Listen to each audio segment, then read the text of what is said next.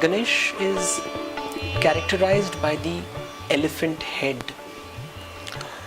And to understand this head, we have to look at the story of his birth. You see, Ganesh is said to be the child of Shiva and Shakti. And Shiva is the ascetic manifestation of God, which means he has withdrawn from the world.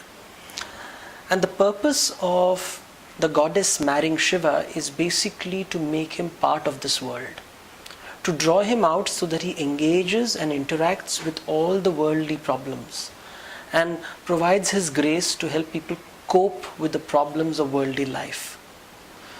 She marries him with great difficulty, but he refuses to produce children.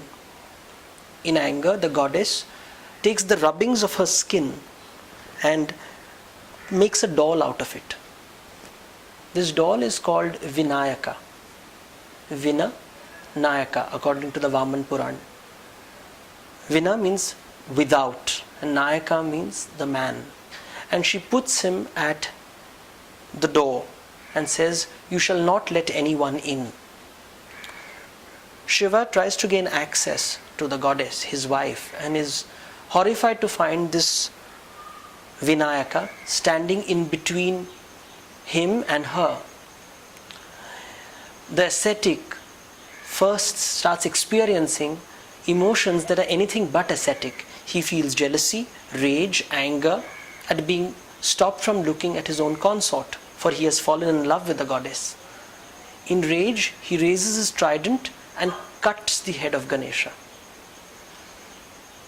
The goddess is angry. She demands that the child be brought back to life.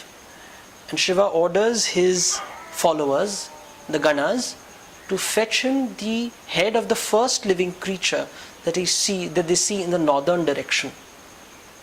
It is significant that he asks for the northern direction because in Vastu Shastra, the northern direction is the direction of life and love. It is associated with Kuber.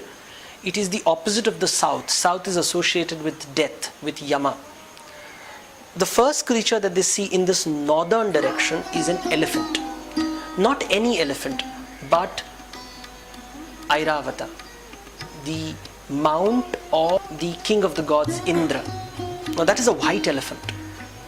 And it is associated with Indra, who brings rain, hence water, hence fertility.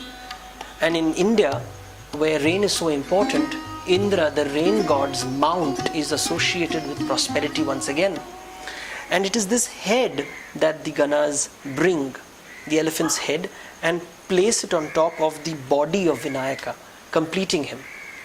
So if you look at Ganesha, the lower part of his body is created by the goddess, and the upper part is created by God, Shakti and Shiva. The lower part of his body is human, the upper part is animal. So in many ways he is a liminal deity.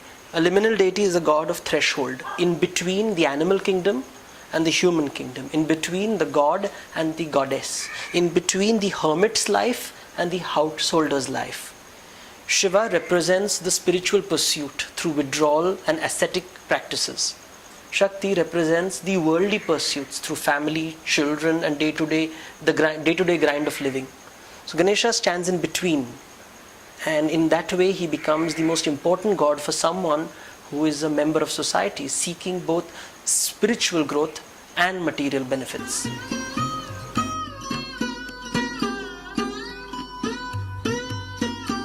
A Ganesha whose trunk is turned to the right side is worshipped, requires, they say, a very difficult form of worship.